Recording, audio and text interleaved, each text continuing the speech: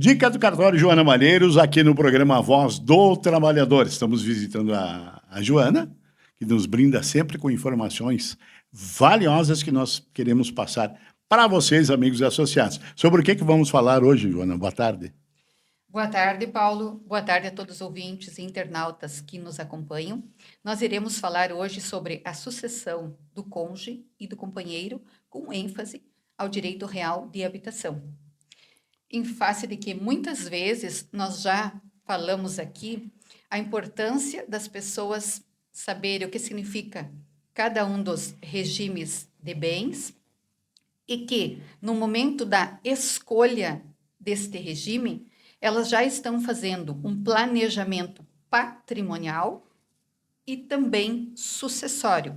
Planejamento patrimonial e sucessório, o que vai ter vigência durante aquela convivência, venha a ser ela através da conjugalidade ou através da convivência de união estável. São vários tipos, né? Nós abordamos semana passada o regime da separação convencional.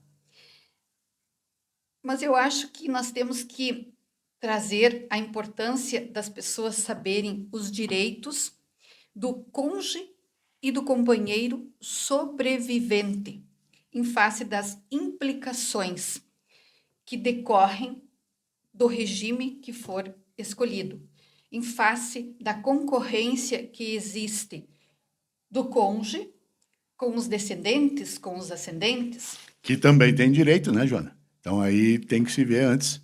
Com certeza.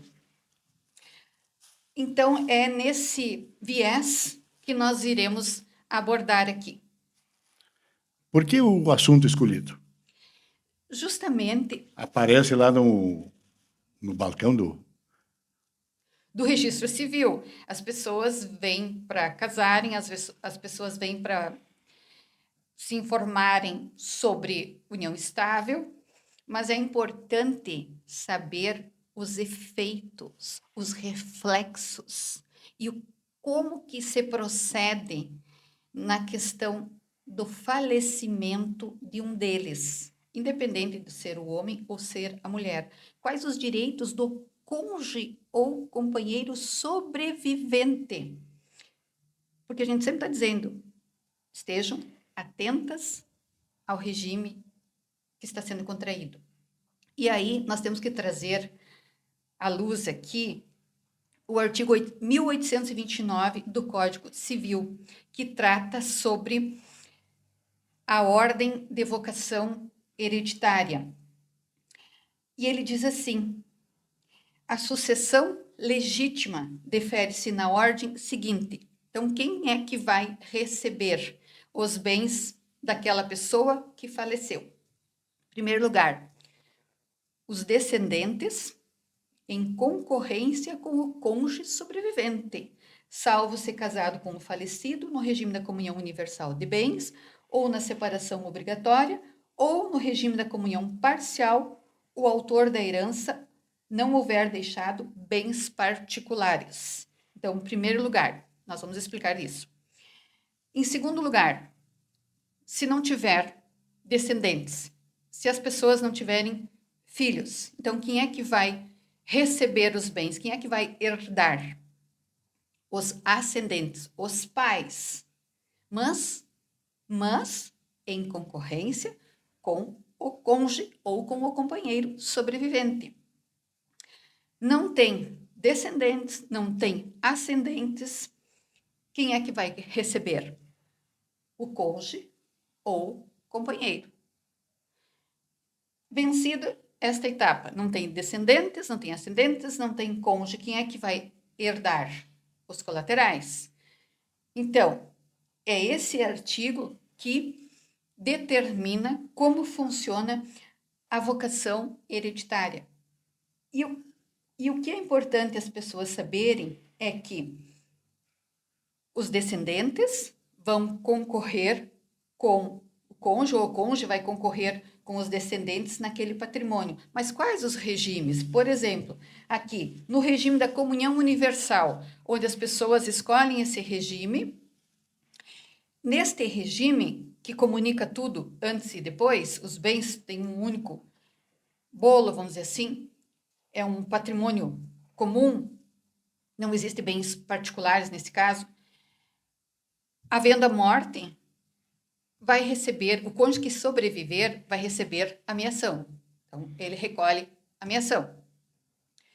No regime da comunhão parcial, que vão existir bens particulares e também bens, no caso, se houverem bens que se foram adquiridos na constância daquele casamento, o cônjuge sobrevivente vai ter a meação e também, se houverem bens particulares, se as pessoas que vieram para o relacionamento tinham bens anteriores e os bens anteriores eles não se comunicam, são bens particulares, então este cônjuge ou companheiro vai ter direito a uma parte naqueles bens particulares. Então, vai ter a metade do bem dos bens que foram adquiridos na constância do casamento, e se houverem bens particulares, vai concorrer com os descendentes naqueles bens particulares. No regime da separação convencional, que é aquele regime que as pessoas escolheram para não ter comunicação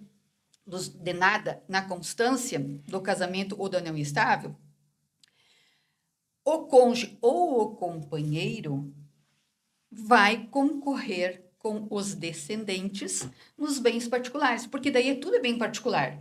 Tudo aquilo que as pessoas trouxeram não vai ter comunicação na vigência do casamento, porque o regime pactuado foi separação convencional. Mas tudo que cada um já tem, tudo é bem particular. Então, eu não concorro nos bens que foram adquiridos, mas eu concorro no patrimônio particular. A herança? Herança, vai ter herança. Então, não tem meação, mas vai ter herança nos bens particulares. Então, aí a importância das pessoas saberem o que significa cada regime de casamento ou também da união estável. Por quê? Porque hoje o cônjuge e o companheiro, eles estão equiparados. Tanto o cônjuge como o companheiro têm os mesmos direitos. Não tem como você tirar direitos do companheiro. Por quê? Porque tanto o casamento quanto a união estável são formas de família. Então, há uma proteção, uma super proteção, tanto para a pessoa do cônjuge, quanto para a pessoa do companheiro. Joana, uma questão que me deixa curioso. A questão de moradia sobrou um dos cônjuges, né? Um não faleceu e o outro está lá. Como é que fica a questão de moradia? Antes de nós entrarmos na questão de moradia, que também é o chamado o direito real de habitação, e isso independe de regime de bens, nós temos que explicar como é que se procede na concorrência, na herança dos bens, né? Então, isso também está explicitado, e bem explicitado, no artigo 1832 do nosso Código Civil, né? Caberá ao cônjuge ou companheiro quinhão igual aos do que sucederem por cabeça, não podendo a sua cota ser inferior à quarta parte da herança, se for ascendente dos herdeiros com quem concorrer. Então, eu posso não ter meação, mas nos bens particulares, o cônjuge ou companheiro vai concorrer com os descendentes. De que forma? Igual ao que os descendentes receberão, no caso de herança, reservada sempre até a quarta parte da herança. Significa que, se tiver um único filho, o cônjuge vai concorrer com aquele descendente, com aquele filho, e vai receber a metade da herança nos bens particulares. Se forem 2 filhos, a herança, os bens particulares, vai ser dividida entre 3 partes. Por isso, por cabeça, a mesma Agora eu entendi. parte. Se tiver 3 filhos, a herança vai ser dividida em 4. 3 mais o cônjuge ou o companheiro, porque ele concorre. Agora, a dificuldade toda, não é dificuldade, a observação é se existirem 4 filhos. Aí o que acontece? O artigo está dizendo que tem que ser reservada a 4ª parte para o cônjuge ou companheiro. Então, se tiverem 4 filhos, aí o que acontece? Reserva uma 4ª parte, 25%, então, dos bens particulares, E o para resto o cônjuge ou companheiro, e os 75% por 4. vai ser dividido entre os 4. Então, o cônjuge ou companheiro vai receber um pouco mais que os descendentes, que os filhos. Entende? Justo. Então, é essas informações que talvez as pessoas não saibam. E, às vezes, as mulheres ficam com medo. Ah, mas agora eu vou perder, não vou ter nada. Eu vim para esse casamento, eu vou ficar sem nada. Ledo engano, ela vai ficar. Ou ele, o que sobreviver, vai ficar muito bem, no sentido assim que não vai ficar sem nada. Por quê? Porque hoje existe esta superproteção para a pessoa do cônjuge ou do companheiro. E o direito, a dignidade da pessoa humana também deve ser respeitado. Preservação da família. A preservação da família. Então, tem todo um contexto que traz esta proteção. E mais, no Código de 1916, o cônjuge, ele não tinha essa concorrência.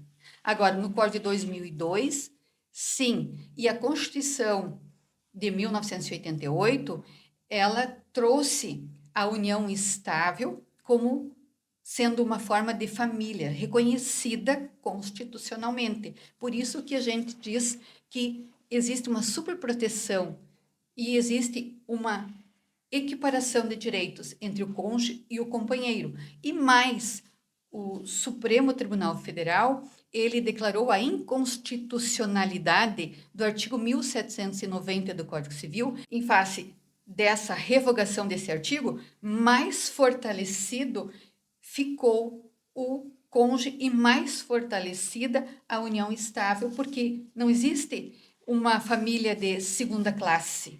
A união estável não é uma família de segunda classe. Ela tem os mesmos direitos de uma família constituída pelo casamento.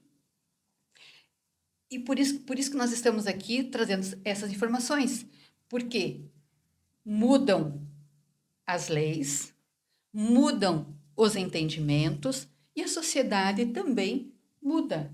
Por isso que nós temos que estar em constante atualização e saber dos nossos direitos e também saber das nossas obrigações. Bom, então antes da gente fazer um encerramento, tem um assunto importante, que é aquele que eu te pedi, que a minha curiosidade está aguçada. É a questão do aluguel, né? Da moradia. Da moradia. Tecnicamente, o nome é... O direito real de habitação. Olha, esse sempre é o motivo. Eu te pedi isso porque sempre é um motivo de brigas, disputas, essa questão do aluguel, né? Não só a questão da possibilidade do cônjuge ou companheiro permanecer residindo no imóvel que é da família e às vezes nem é de propriedade daquele que sobreviveu, mas é de propriedade daquele que morreu, como também uma disputa por bens patrimoniais que foram adquiridos talvez antes do início do relacionamento, mas depois a gente vê essa situação de conflito entre os herdeiros e o que sobreviveu, tanto a questão do cônjuge ou do companheiro sobrevivente. Mas o que você me perguntou é o que é o direito real de habitação.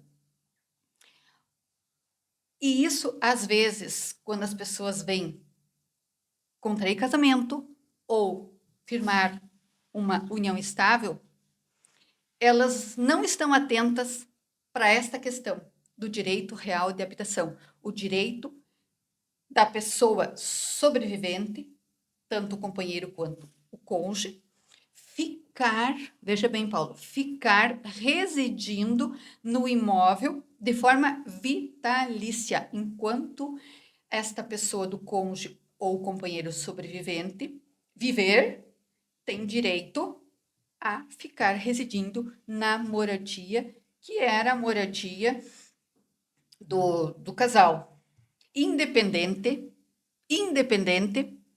do regime de bens, venha a ser comunhão universal, parcial, separação convencional, não interessa regime, vai permanecer no imóvel, sem pagamento de qualquer aluguel. Ele é personalíssimo, quer dizer, a lei estabelece esse direito para o cônjuge ou para o companheiro. Então, está na lei. Não tem como... eu não quero, por exemplo. Não tem como renunciar a esse direito. Ele é vitalício, quer dizer, enquanto a pessoa do cônjuge ou do companheiro que sobreviveu viver, ele ou ela terá direito de residir neste imóvel sem pagamento de qualquer aluguel. E independente de direitos sucessórios, direitos de meação, não interessa. Por quê? Porque a lei, os princípios fortalecem essa situação, baseado no princípio da dignidade da pessoa humana, o direito fundamental à moradia desta pessoa que sobreviveu. Então, não tem como fazer qualquer documento desistindo, porque vai depor contra a lei. Então, não tem validade jurídica qualquer documento que venha, porventura, ser realizado, porque a lei determina. Eu não preciso nem querer fazer um documento no sentido que eu vou ter direito a ficar na moradia. A lei já determina. A lei é o contrato. A lei que dispõe sobre isso. Por isso que é direito ex lege. Está na lei em favor do cônjuge ou do companheiro, independente de terem descendentes ou ascendentes, é um direito que é assegurado, baseado no princípio da solidariedade e do mínimo existencial, que é o direito à moradia, é um direito fundamental. E a isonomia entre as entidades familiares. Então, o próprio STJ, né, em alguns julgados, decidiu que o direito real de habitação é extensivo ao companheiro. Então, o cônjuge e o companheiro têm esse direito real de habitação. Então, não tem como se escapar, vamos supor, desse direito, e ele é somente da pessoa, não posso ceder esse direito. Não, claro que se a pessoa que sobreviver, o companheiro ou o cônjuge, vier a contrair, no caso, outro casamento, aí perde o direito, porque ele é personalíssimo, ele é vitalício, mas tem que continuar na pessoa dele. Muito bom. Nós vamos agradecendo, então, Joana. Um recadinho final? Um recado, eu quero mandar um abraço para as pessoas do bairro Expedicionário, mais precisamente para os integrantes do grupo Renascer, onde o cartório Joana Malheiros está desenvolvendo um projeto com o Promuate aqui de Soledade, percorrendo todos os grupos da terceira idade, levando informações. E pasme, Paulo, nesta semana eu estive no bairro Expedicionário, conversando com os idosos que fazem parte deste grupo, do grupo Renascer, e você precisa ver quantas perguntas vieram sobre esta questão envolvendo uniões, e as pessoas muito preocupadas, e com razão, com a parte patrimonial e com a pensão. patrimonial no sentido de que eu tenho uma casa, o companheiro com quem eu estou me relacionando tem uma casa também, só que eu tenho filhos, ele também tem filhos, e aí a gente vai firmar um casamento ou vai firmar uma união estável, e quais são os direitos do cônjuge ou do companheiro que sobreviver. Esse meu patrimônio vai ser só dos meus filhos ou eu vou ter que dividir este patrimônio com o companheiro ou com o cônjuge, conforme for a escolha, e, consequentemente, vai ser dos herdeiros desta outra pessoa. Então, há uma preocupação e as pessoas têm muito esse apego, essa preocupação de que o seu patrimônio que foi adquirido com seu esforço, que não tenha participação do outro, permaneça com os seus descendentes. Isso é muito latente nas perguntas que nós recebemos. E outra pergunta foi que, em havendo casamento em segundas núpcias, se a pessoa que tem uma pensão perderia a pensão. Então, há muita preocupação nestas duas questões, a parte patrimonial dos bens e a parte também com referência à pensão previdenciária. Então, assim, eu estou muito feliz porque nós estamos levando essas informações aos bairros, aos grupos da terceira idade, e eu não imaginava o quanto as pessoas questionam essas duas situações, o quanto está sendo importante levar essas orientações aos casais que convivem ou querem conviver, enfim, né, para que possam ter ciência dos seus direitos, das suas obrigações, e que hoje não tem como você se unir a uma pessoa e não dar direitos a esta pessoa. Vai dar direitos, É um risco. sim, entende? E não existe as pessoas quererem renunciar, não existe renúncia de herança de pessoa viva, não existe renunciar a direito real de habitação. Por quê? Porque a lei determina, é norma de ordem pública. Então, se é norma de ordem pública, não adianta você querer ir contra. É bom ter o conhecimento e saber como funciona um ou outro sistema, né? Obrigado mais uma vez e uma boa semana, né, Jota? Eu que agradeço. Sábado que vem tem mais. Sim, Vai preparando. nós vamos continuar preparando em cima das questões que chegam no balcão do Registro Civil e aquilo que nós estamos recebendo nesses grupos. Essa semana agora, que vai entrar, nós estaremos no bairro Ipiranga, falando com o pessoal do Promuate, do grupo do bairro Ipiranga. Também essas questões envolvendo casamento, união estável e mais a sucessão do companheiro e do cônjuge, com ênfase ao direito real de habitação. Porque as pessoas, quando elas vêm para contrair casamento ou firmar uma união estável, elas não estão atentas ou elas nem sabem desse direito real de habitação que existe e está aí para ser exercitado e cumprido. Um grande abraço a todos e continue nos acompanhando, que estaremos sempre trazendo outras informações. Dica do cartório Joana Malheiros aqui no programa Voz do Trabalhador.